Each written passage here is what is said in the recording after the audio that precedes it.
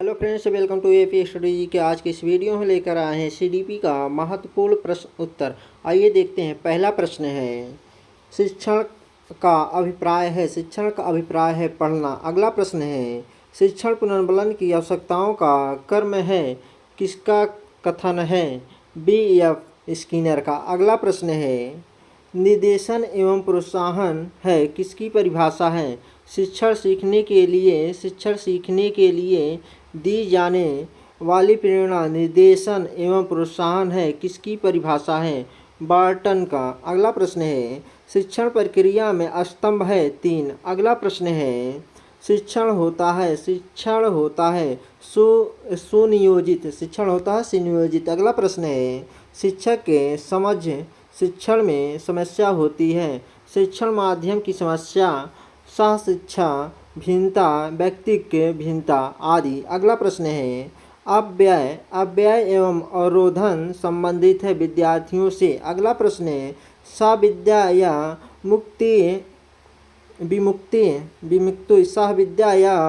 विमुक्ति शिक्षा का उद्देश्य किस विचारधारा का मानना है? आदर्शवादी विचारधारा का। अगला प्रश्न है संपूर्ण जीवन ही शिक्षा है, यह कथन है स्पिंसर का। अगला प्रश्न है ब्लूम के द्वारा प्रतिपादित शिक्षण उद्देश्य है ज्ञानात्मक, क्रियात्मक, भावात्मक। अगला प्रश्न है अन्वेषण संबंधित है ज्ञानात्मक उद्देश्य।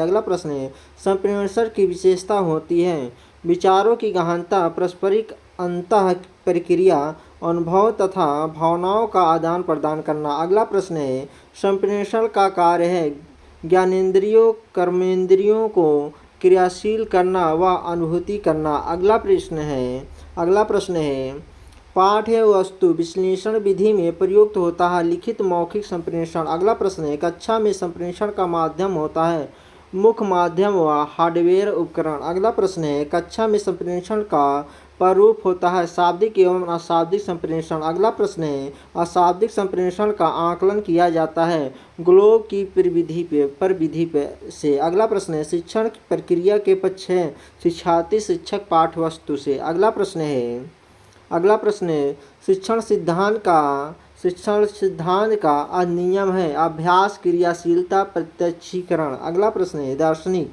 सिद्धांत का प्रतिपादन किया सुकरात ने। अगला प्रश्न है ज्ञात से अज्ञात की ओर सूत्र की ओर सबसे पहले किसने ध्यान आकर्षित किया?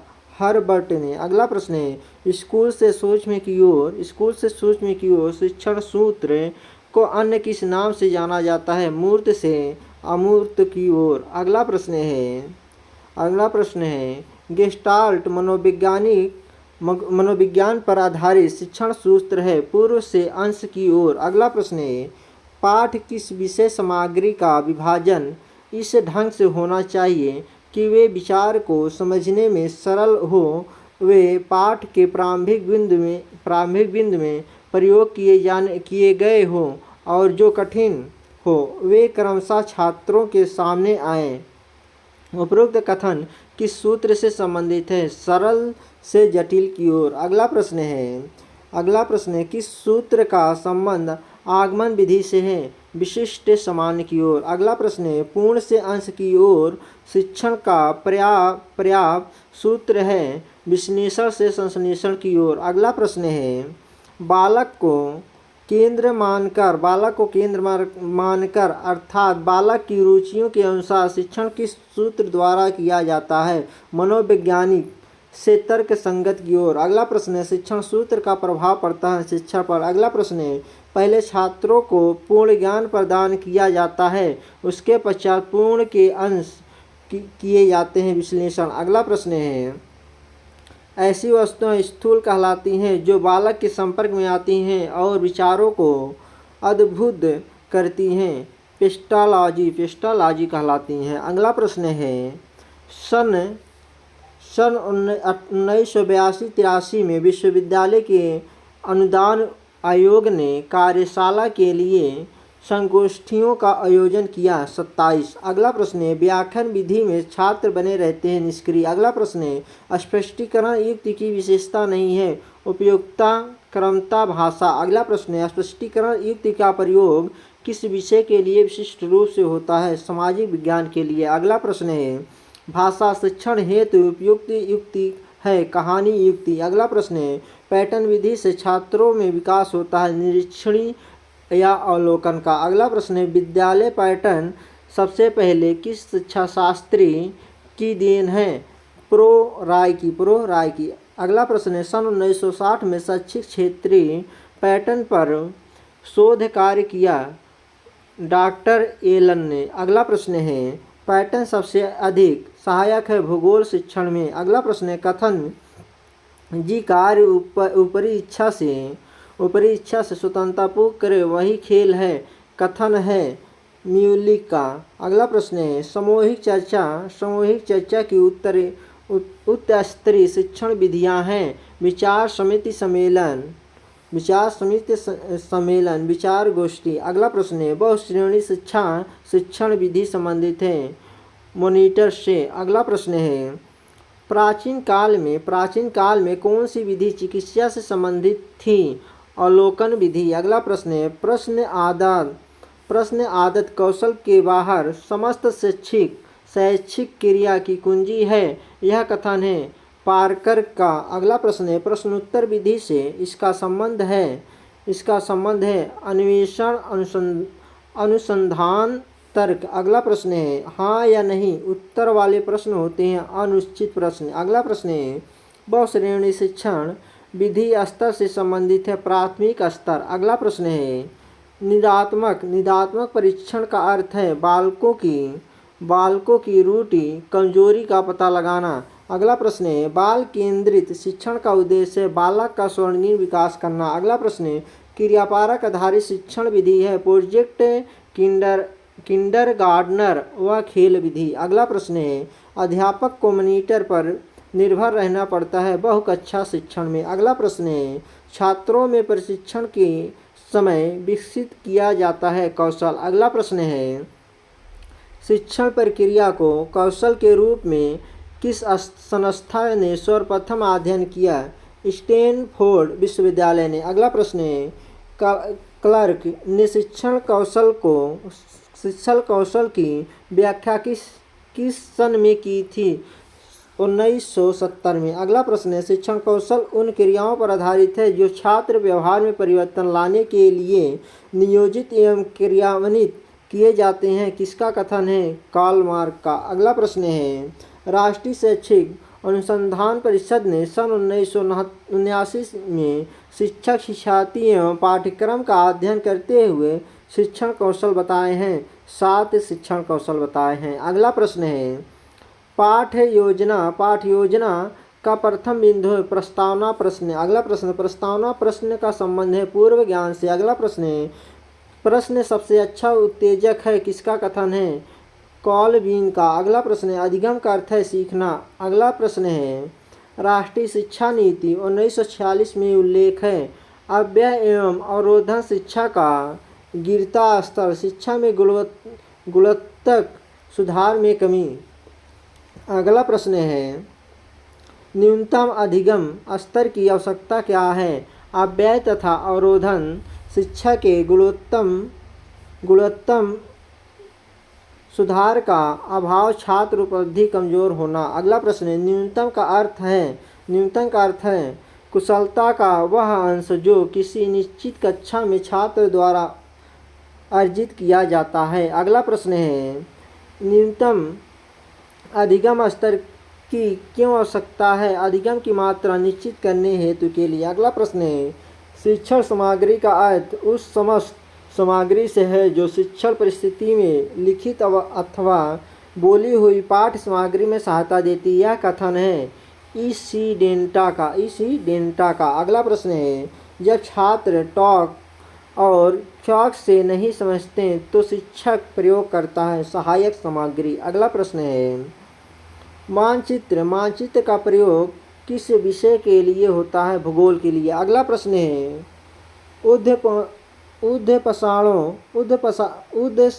उद्देश्यारों भाषाओं एवं विशिष्ट विषय वस्तु को लंबे समय तक रखा जाता है टेप रिकॉर्डर करके। अगला प्रश्न है कंप्यूटर के सिद्धांतों का पता लगाया था? चार्ल्स बेबेज ने। अगला प्रश्न है, भारत में कंप्यूटर का विकास हुआ 1961 में। अगला प्रश्न है, वह शिक्षण प्रतिमान किसने बनाया जिसमें अध्यापक का स्थान कंप्यूटर ने लिया है?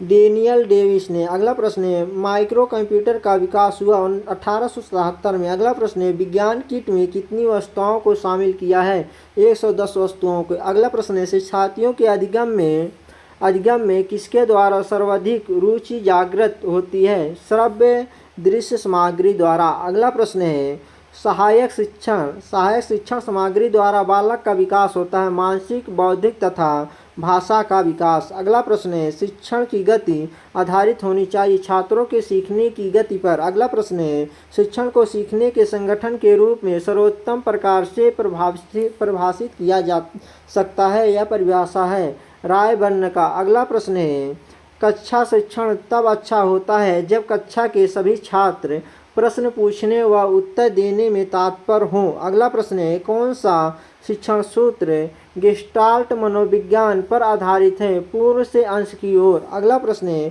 पैटर्न सर्वाधिक सहायक है भूगोल शिक्षण में। अगला प्रश्न है, खेल पर आधारित शिक्षण विधि है किंडरगार्टन विधि। अगला प्रश्न है, वास्तव में प्रश्न सबसे अच्छा उत्तेजक है वह और या शिक्षक को शीघ्र उपलब्ध हो जाता है, यह कथन है काल्विन का। अगला प्रश्न है, प्रयोग प्रदर्शन विधि का गुण है सक्रिय वातावरण, अस्थायी ज्ञान, मानसिक विकास में सहायक। अगला प्रश्न है, बचाव निदान का उत्तम स्तर है, यह कथन है बेंटाइन का। अगला प्रश्न है,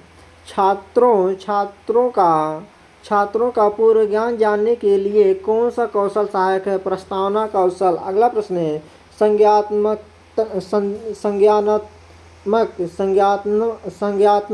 क्षेत्र से संबंधित नहीं है समयबद्धता। अगला प्रश्न है, डोमिनोज सर्वाधिक उपयोग है इतिहास शिक्षण में। अगला प्रश्न है, सुकराती विधि कहते हैं प्रश्नोत्तर विधि को। अगला प्रश्न है, प्राथमिक स्तर पर देव समिति ने किन विषयों में अपेक्षित अधिगम स्तर का निर्धारण किया था? भाषा, गणित व पर्यावरण अध्ययन का। अगला प्रश्न है, शिक्षण प्रबंधन की आकस्मिकताओं का कर्म है, यह परिभाषा है B.F. स्किनर का। अगला प्रश्न है, शिक्षण का मूलभूत सिद्धांत है क्रियाशीलता का सिद्धांत।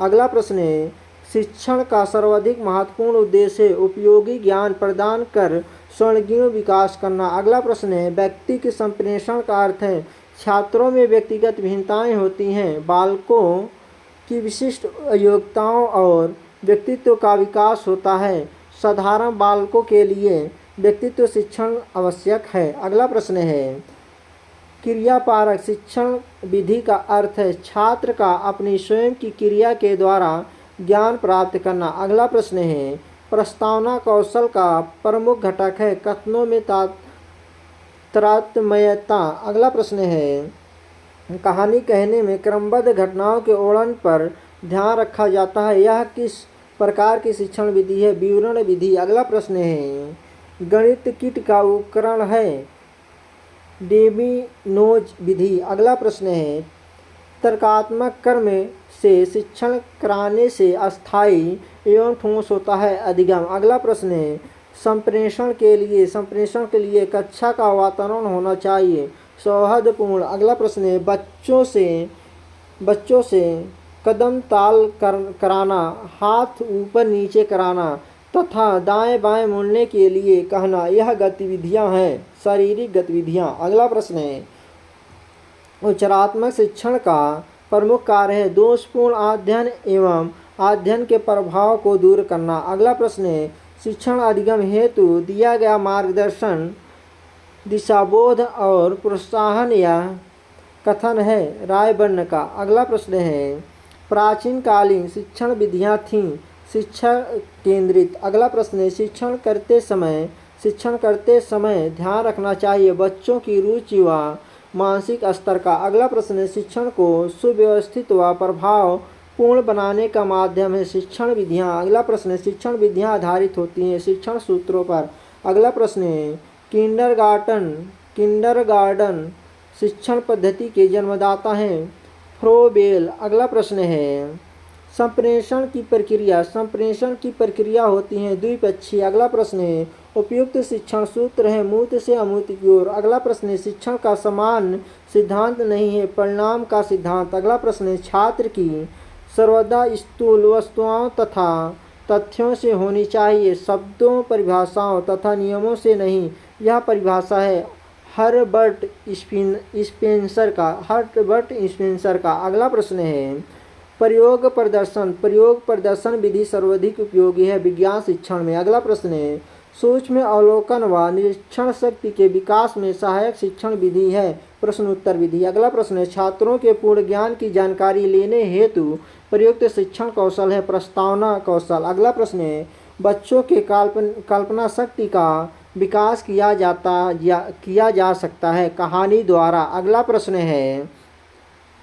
प्रश्न है शिक्षण एक ऐसी परिस्थिति का आयोजन और परिचालन है जिसमें कुछ अधूरेपन या अवरोध रहते हैं जिनको पूर्ण करने अथवा पार करने के प्रयास की प्रक्रिया में व्यक्ति सीखेगा। यह परिभाषा है बुबेकर का। अगला प्रश्न है शिक्षण एक प्रक्रिया है भावात्मक प्रक्रिया।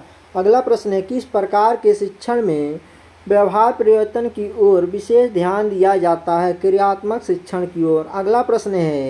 अगला प्रश्न है चिंतन स्तर का शिक्षण निम्न में से किसके अंतर्गत आता है शिक्षण के स्तरों की दृष्टि से। अगला प्रश्न है संप्रेषण से तात्पर्य एक व्यक्ति के विचारों तथा संपत्तियों से दूसरे व्यक्तियों को परिचित कराने से। यह कथन किसका है E.G. मेयर का। अगला प्रश्न है संप्रेषण की भौतिक बाधा है शोर दूरी अदृश्यता। अगला प्रश्न है संप्रेषण की मनोवैज्ञानिक बाधा है अरुचि पूर्ण धारणाएं मतभेद। अगला प्रश्न है संप्रेषण की बाधाओं को दूर करने का उपाय है समुचित भाषा का प्रयोग करना संचार धारा का द्विवाही होना उचित प्रतिपुष्टि देना। अगला प्रश्न है संप्रेषण के कितने प्रकार होते हैं 2 प्रकार। अगला प्रश्न है बालक को सिखाई जाने वाली बात का संबंध उसके जीवन के से होना चाहिए अनुभव के। अगला प्रश्न है कक्षा में लोकतांत्रिक वातावरण का निर्माण तभी हो सकता है जब शिक्षक का दृष्टिकोण दमनकारी न होकर लोकतांत्रिक हो। अगला प्रश्न है हमें प्रत्येक पाठ का उद्देश्य जानना चाहिए क्योंकि उसका प्रत्येक भाग और उसमें हम और हमारे छात्र जो कुछ करते हैं उस उद्देश्य पर निर्भर रहते हैं। यह कथन है रायबर्न व फोर्ज का। अगला प्रश्न है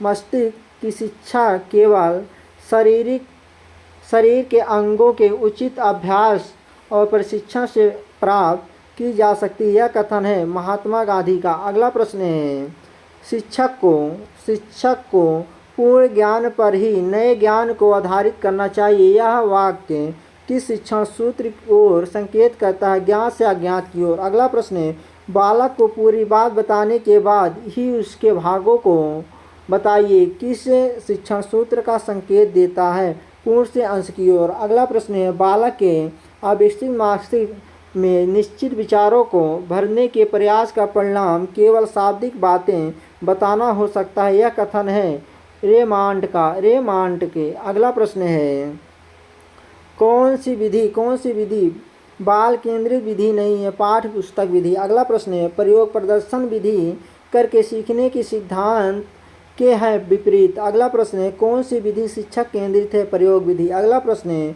अभिक्रमित अनुदेशन के जन्मदाता हैं B.F. स्किनर ने। अगला प्रश्न है किसी विधि के जन्मदाता W.H.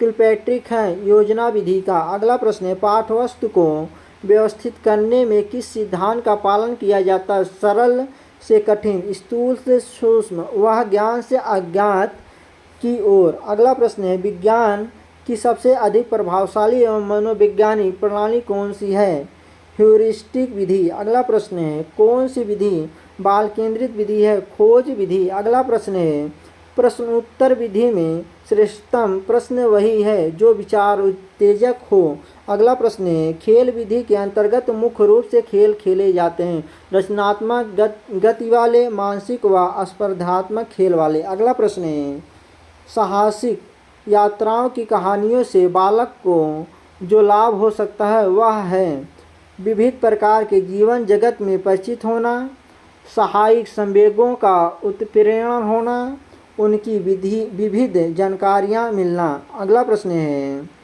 जिस शिक्षण विधि में छात्र सक्रिय रूप से भाग लेता है वह विधि है कहानी कथन विधि। अगला प्रश्न है, किसी ऐतिहासिक पात्र की वेशभूषा से सुसज्जित होकर छात्र या शिक्षक जिसकी भूमिका का निर्वहन करते हैं वह विधि है नाटकीय विधि। अगला प्रश्न है, शिक्षण की वह विधि जो अत्यधिक खर्चीली तथा समय भी ज़्यादा लेती है तथा जिससे प्रत्येक प्रकार की पाठ्यवस्तु को नहीं पढ़ाया जा सकता है वह अवलोकन विधि है। अगला प्रश्न है, गिजुभाई की रचना है प्राथमिक पाठशाला में भाषा शिक्षा। अगला प्रश्न है, अनुवर्ग शिक्षण कितने प्रकार का होता है? 3 प्रकार का। अगला प्रश्न है, व्यक्तिगत भेद का कारण है वंशानुक्रम, पर्यावरण तथा समाज। अगला प्रश्न है, प्रो डी एलन तथा प्रो के राघव ने शिक्षण का विश्लेषण कर कितने शिक्षण कौशल महत्वपूर्ण बताए हैं? 14। अगला प्रश्न है, एनसीईआरटी ने कितने शिक्षण कौशल का चयन किया है? 5। अगला प्रश्न है, खोजपूर्ण प्रश्न कौशल का घटना है संकेत देना, विस्तृत सूचना प्राप्ति, पुनः प्रेषण। अगला प्रश्न है, सूक्ष्म शिक्षण के विभिन्न सोपानों में लगने वाला कुल समय कितना है? 36 मिनट। अगला प्रश्न है, सूक्ष्म शिक्षण प्रयोगशाला में शामिल यंत्र है रिकॉर्डिंग टेप, वीडियोकॉन, कैमरा एवं मॉनिटर। अगला प्रश्न है, आधारभूत आलोचनात्मक चिंतन कौशल है विश्लेषण, व्याख्या व स्पष्टीकरण। अगला प्रश्न है, अधिगम व्यवहार परिवर्तन है जो अनुभव तथा अभ्यास द्वारा होता है। यह कथन किसका है? गिलमर का। अगला प्रश्न है, अधिगम की विशिष्टता है सामाजिक समायोजन एवं समस्या समाधान प्रक्रिया। अगला प्रश्न है, श्रव्य दृश्य उपकरण सीखने वालों को व्यक्तियों, घटनाओं, वस्तुओं और कारणों तथा प्रभाव संबंधों के नियोजित अनुभवों के लाभ उठाने का अवसर देते हैं। यह कथन किसका है? कोरो का। अगला प्रश्न है, रूसो, कम्युनियस और पेस्टालॉजी ने ऐसी शिक्षा की कल्पना की थी जिसमें छपी हुई पुस्तक के बजाय प्रत्यक्ष अवलोकन ज्ञान प्राप्त का हो साधन। अगला प्रश्न है, श्रव्य दृश्य शिक्षा की राष्ट्रीय परिषद की स्थापना कब की गई? 1952 में। अगला प्रश्न है, श्रव्य दृश्य शिक्षण शाब्दिकता का प्रतिकार सीखने वालों को देखे गए अनुभवों को सुने गए अनुभवों से संबंधित करके अध्यापक शिक्षण को अर्थपूर्ण बना सकते हैं मैकलक्सी द्वारा। अगला प्रश्न है, ऐसे प्रेस नोट द्वारा शिक्षा संबंधी फिल्मों के उत्पादन को कब प्रोत्साहित किया गया? 1949 में। अगला प्रश्न है, श्रव्य दृश्य शिक्षा की राष्ट्रीय परिषद की प्रथम बैठक में हुई मई 1953 में। अगला प्रश्न है, फिल्म पट्टियों का आविष्कार हुआ 1920 में। अगला प्रश्न है, श्रव्य दृश्य शिक्षा की राष्ट्रीय परिषद की दूसरी बैठक किसकी अध्यक्षता में हुई? श्री के.जी. सैदेन का। अगला प्रश्न है, चित्रों को एक क्रम में प्रदर्शित करने तथा उनमें अंकित व्यक्तियों या वस्तुओं की तुलना करने के लिए महत्वपूर्ण उपकरण होता है फ्लैनेल बोर्ड। अगला प्रश्न है, श्रव्य दृश्य सामग्री में आती है दूरदर्शन व वीडियो टेप्स। अगला प्रश्न है, श्रव्य सामग्री में आती है रेडियो एवं ग्रामोफोन। अगला प्रश्न है, टेप रिकॉर्डर के प्रयोग से रेडियो की सीमाओं को दूर किया जाता है। अगला प्रश्न है, प्रक्षेपित सामग्री में आते हैं फिल्म एवं स्टाइल्स। अगला प्रश्न है तालिका चार्ट में सामग्री समान अनुक्रम से प्रस्तुत की जाती हैं। अगला प्रश्न है बी ओ स्मिथ के अनुसार शिक्षण सिद्धांत हैं। नंबर 1 शिक्षण व्यवहार के लिए चरों के लिए कथन। अगला है दूसरा चरों के पारस्परिक संबंधों का प्रतिपादन। अगला है 3 चरों तथा शिक्षण व्यवहार के संबंध। चौथा है शिक्षण व्यवहार के चरों का मनोवैज्ञानिक तथा सामाजिक परिस्थितियों के संदर्भ में। अगला प्रश्न है शिक्षण का सिद्धांत आदर्श मूल सिद्धांत है बुरनर का। अगला प्रश्न है शिक्षण का सिद्धांत बहुत ही तर्क के वाक्यों का एक समूह होता है जिससे एक ओर शिक्षण के परिणामों तथा दूसरी ओर छात्रों की विशेषताओं में पारस्परिक संबंधों को स्पष्ट किया जाता है। यह कथन है टायवर्स का। अगला प्रश्न है शिक्षण सिद्धांत सिखाने की प्रक्रिया से संबंधित है जबकि अधिगम सिद्धांत सीखने की प्रक्रिया से। अगला प्रश्न है शिक्षण सिद्धांत आदेशात्मक होता है जबकि अधिगम सिद्धांत विवरणात्मक होता है। अधिगम सिद्धांतों की प्राकृतिक होती है मनोवैज्ञानिक। अगला प्रश्न है अधिगम के सिद्धांतों का निर्माण किया जाता है जानवरों पर प्रयोग करके। अगला प्रश्न है शिक्षण सिद्धांतों की रचना की जाती है मानव पर प्रयोग करके। अगला प्रश्न है शिक्षण की दो विशेषताएं लिखिए या बताइए। नंबर 1 ये विशिष्ट होते हैं। नंबर 2 यह सांस्कृतिक संरचना पर आधारित होते हैं। अगला प्रश्न है शिक्षण के सिद्धांत के मुख्य चर हैं शिक्षक तथा छात्र। अगला प्रश्न है व्यवहार में परिवर्तन होना समान अर्थ में होता है सीखना। अगला प्रश्न है व्यवहार के कारण व्यवहार में परिवर्तन होना अधिगम है गिलफोर्ड का। अगला प्रश्न है व्यवहार के अर्जन में उन्नति की प्रक्रिया की अधिगम है स्किनर की। अगला प्रश्न है पहले से निर्मित व्यवहार में अनुभव द्वारा परिवर्तन ही अधिगम है कार्ल बिन की। अगला प्रश्न है अधिगम निरंतर चलने वाली प्रक्रिया है जैसे विकास। अगला प्रश्न है समीक्षात्मक चिंतन क्रिटिकल थिंकिंग में जिस प्रकार मानसिक क्रिया दिशा व्याख्या चयन सृजन समालोचन होती है अधिगम कहलाती है क्रो का। अगला प्रश्न अधिगम प्रक्रिया के कितने कारक होते हैं 8। अगला प्रश्न है किया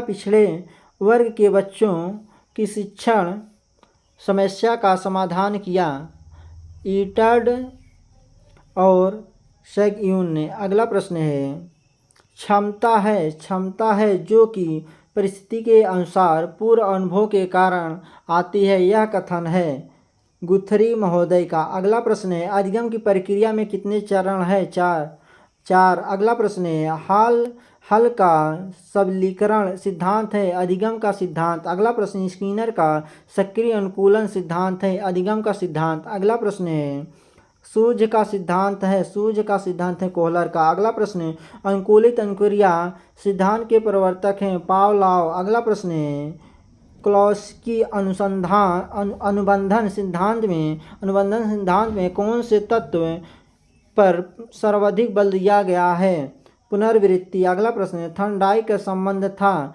अमेरिका से। अगला प्रश्न मनोवैज्ञानिक पावलॉव का प्रयोग आधारित था कुत्ते पर। अगला प्रश्न है पावलॉव के 3 सिद्धांत हैं। नंबर 1 संबंध प्रत्यावर्तन। नंबर 2 संबंध प्रतिक्रिया। नंबर 3 अनुकूलित अनुक्रिया। अगला प्रश्न अनुकूलित अनुक्रिया में प्राकृतिक उद्दीपन है भोजन।